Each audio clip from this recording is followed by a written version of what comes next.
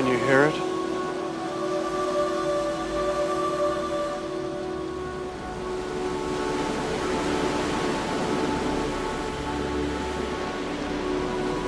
No.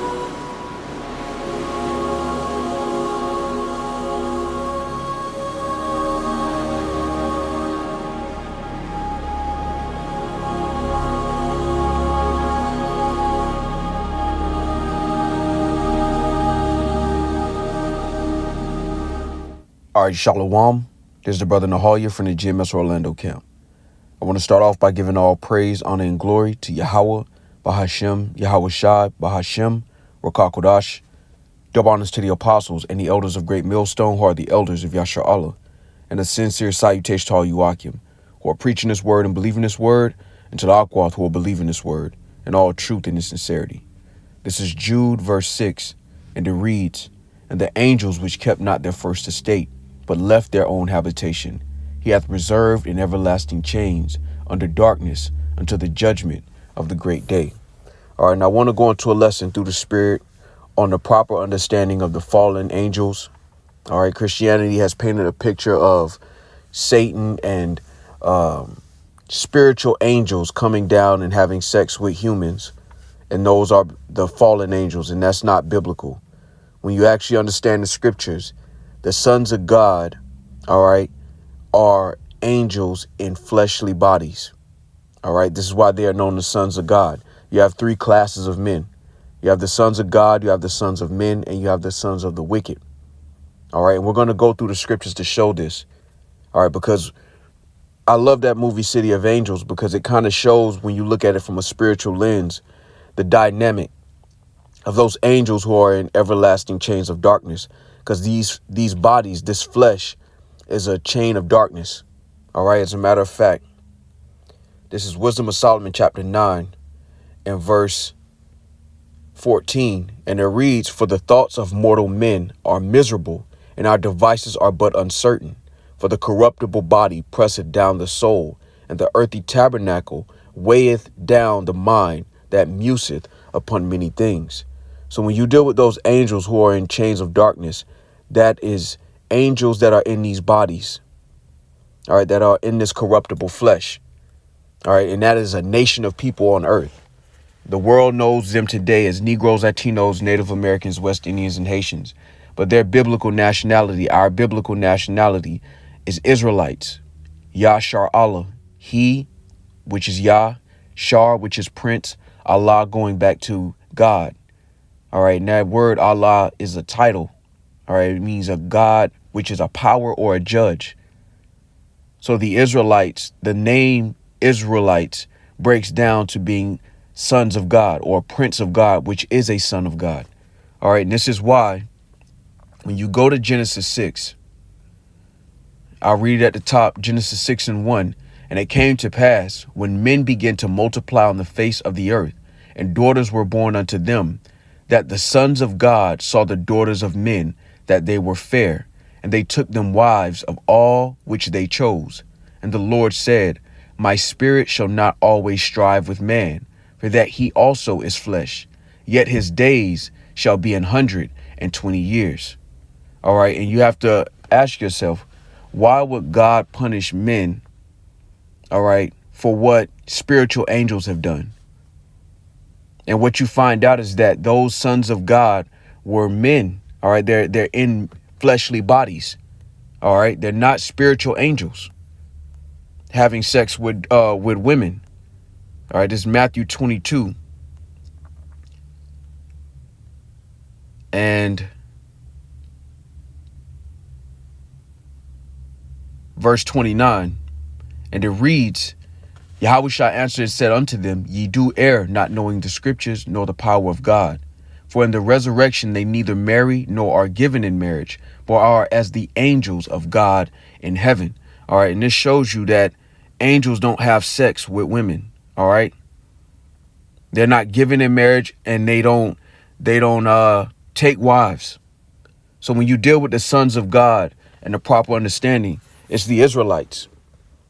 All right, first called Adamites, or the sons of God in Genesis 6. All right, and now in this day and age through the Spirit, they've returned as Israelites. And those are the angels amongst men. All right. Matter of fact, let's go here. Because Israelites, Negroes, Latinos, and Native Americans, West Indians and Haitians, and our descendants that may look like other nations, but they go back to Israel, we're angels in the flesh. We're a part of a different class of men on earth. You have the sons of God, you have the sons of men, and you have the sons of the wicked. All right. And we're going to prove this again.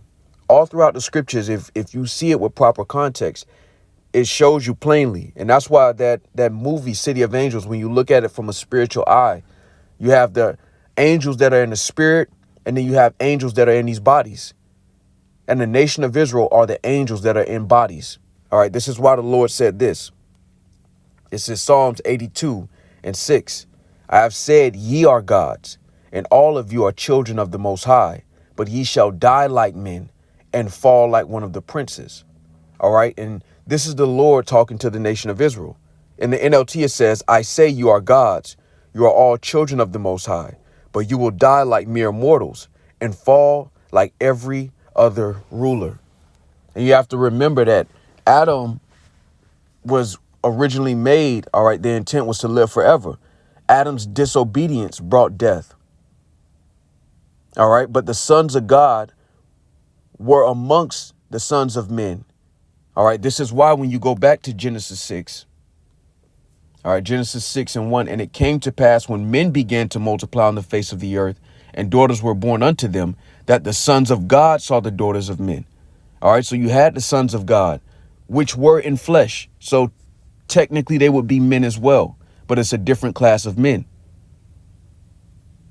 All right. And they saw the daughters of other nations, and they went into those women. All right. And they had children. And that's why I said giants were born. When you go to Genesis 6:4, it says there were giants in the earth in those days. And also after that, when the sons of God came in unto the daughters of men, and they bare children to them, the same became mighty men, which were of old, men of renown. All right. So that's what those giants were. They were men of renown. When you go into that word renown. All right. That word is sham. All right. And it says name, reputation, fame, glory. All right. And when you see a Israelite, all right, because in the spirit, our people are going to look like all other nations of people. But there are particular Israelites that look like other nations. For example, Bruce Lee, through the spirit, would be an Israelite. His spirit is special, but he's amongst heathens. When you deal with the Moabites, the so-called Chinese, they're not the sons of God. This is why Bruce Lee shines so bright amongst those Moabites. He will be known as a man of renown, because the proper understanding of the scriptures is the Lord is dealing with a particular nation of people, a particular class of men. And this is why Negroes, Latinos, and Native Americans have been put on the bottom of this society, because, again, we disobeyed the Lord. And this is why we're those sons of God that are put in these everlasting chains of darkness. And when you look at a movie like City of Angels, all right, and of course, with any movie, you have to take the meat, take the substance, and spit out all the folly and the additives. All right. Constantine as well is a good one. You get to kind of get a visual of angels in the flesh, because that's exactly what Negroes, Latinos, and Native Americans are. That's why what we're able to do in the earth is completely different from other nations of people. Even at the bottom, even in a lower state, what we're able to do is completely night and day compared to other nations of people. And that's no matter what, whether it's hockey, football, basketball, all right, engineering, anything that our people are able to lock into and focus and get into with a fair shot, our people excel at. And that's because we are angels in these earthly bodies. All right. This is why Paul talked about that changing. Why? Because the sons of God were cast down. They were fallen, but the Lord's going to restore the sons of God back to that form of glory, but a greater glory. All right, let's go there. All right. This is 1 Corinthians chapter 15. I'm going to jump down to the point, verse 45. And so it is written, the first man, Adam, was made a living soul. The last Adam was made a quickening spirit. And what was Adam known as? The Son of God. All right, which shows you that it wasn't talking about spiritual angels. It was talking about a certain particular class of men. And that particular class of men on this side of life have been cast down because of our disobedience. All right, and this is why Paul is making that comparison of the first Adam and the second Adam. Because the Lord always promised that he would restore those sons of God that had fallen.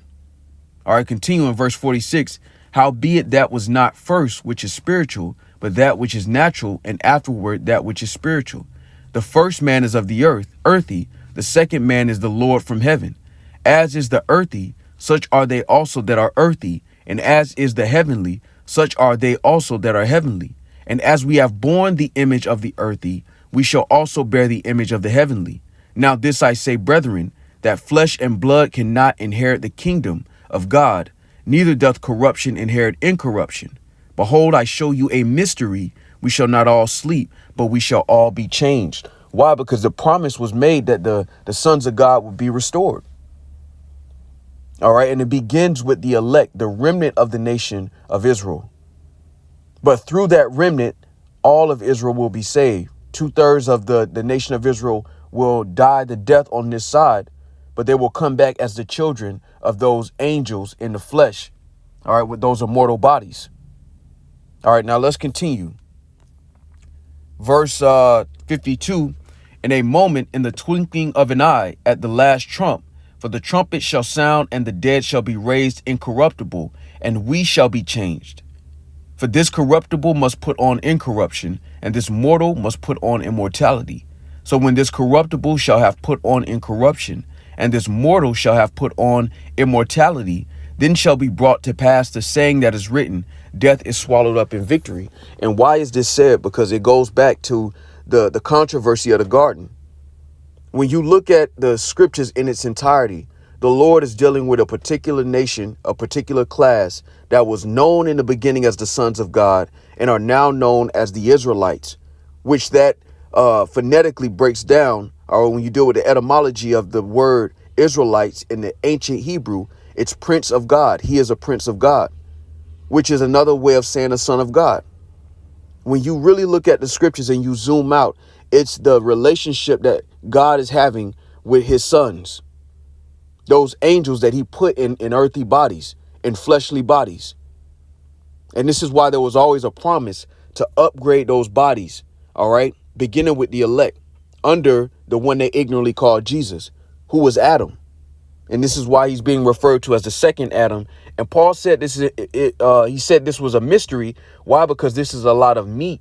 All right. If you're coming out of Christianity or you're coming out of the world. All right. This would be considered meat. But truly, the Israelites are those sons of God that were back in the garden, those angels in earthly bodies. All right. This is Wisdom of Solomon, chapter 2 and verse 22. As for the mysteries of God, they knew them not. Neither hoped they for the wages of righteousness, nor discerned a reward for blameless souls.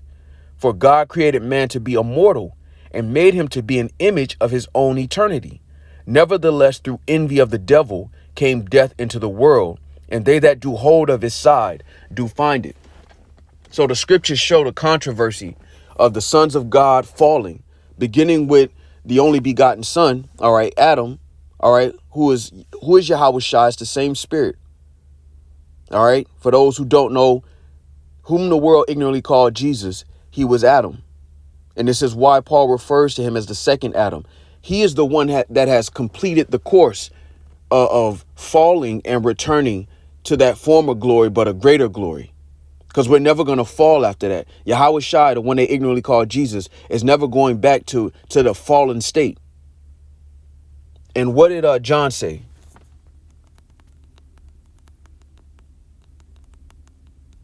All right, this is 1 John 3 and 2. Beloved, now are we the sons of God, and it doth not yet appear what we shall be. But we know that when he shall appear, we shall be like him, for we shall see him as he is. Why? Because the Israelites are joint heirs.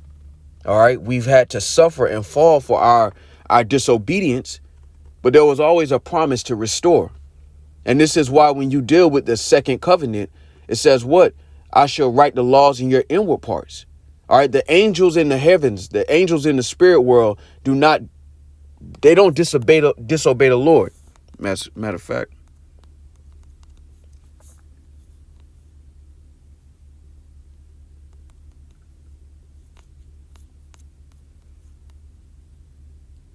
Yep. This is Ecclesiastes 39 and 28. And it reads, there be spirits which are created for vengeance, which in their fury lay on sore strokes. In the time of destruction, they pour out their force and appease the wrath of him that made them. Fire and hail and famine and death, all these were created for vengeance. Teeth of wild beasts and scorpions, and the word and the sword punishing the wicked to destruction. They shall rejoice in his commandment, and they shall be ready upon earth when need is. And when their time is come, they shall not transgress his word. All right. Therefore, from the beginning, I was resolved and thought upon these things and have left them in writing. All right. So you have the plagues that are obedient to the Lord, but you also have the angels, all right, which are obedient to the word. I believe what I'm looking for is in Ecclesiastes 24. Let me see.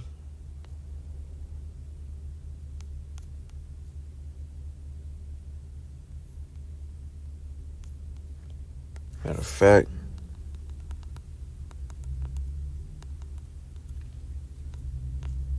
bear with me, Baba Kasha.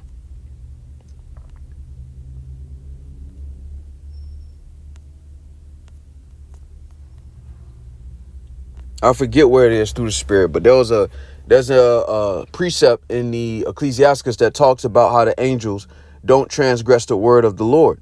The angels in the spirit. All right. They're not disobedient. They don't go off. We go off in these bodies. Matter of fact.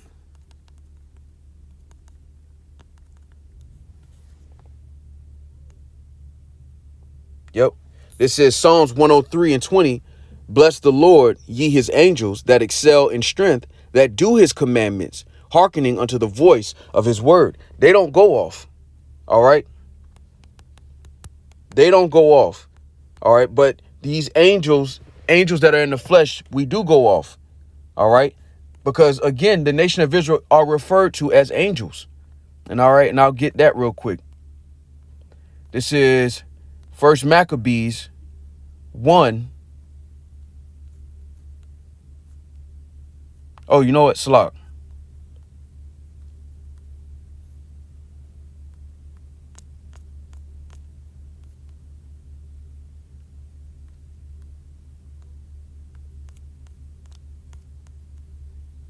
This is Second Esdras, chapter 1 and verse 39. And it reads, unto whom I will give for leaders Abraham, Isaac, and Jacob, Hoseas, Amos, and Micah, Joel, Abdias, and Jonas, Nahum, and Abkuk, Sophenius, Agus, Zachary, and Malachi, which is called also an angel of the Lord. And they're in fleshly bodies, which shows you that the sons of God, the Israelites, are also referred to as the sons of God. So when you really understand this through the spirit, precept upon precept, you understand that those sons of God that fell, all right, are those angels in earthly bodies, in fleshly bodies. And those are the Israelites. All right. Negroes, Latinos, Native Americans, West Indians, and Haitians and their descendants. All right. We're angels in the flesh. And our brethren are angels in the spirit. And I'm going to show that. All right. This is Revelation chapter 19. Because why did the angel say this to John? All right. Revelation 19. And I'm going to jump up to verse 10. It says, and I fell at his feet to worship him. And he said unto me, see thou do it not. I am thy fellow servant and of thy brethren that have the testimony of Yahushua. Worship the Most High, for the testimony of Yahushua is the spirit of prophecy. But what is the point? He said, I am thy fellow servant and of thy brethren. All right.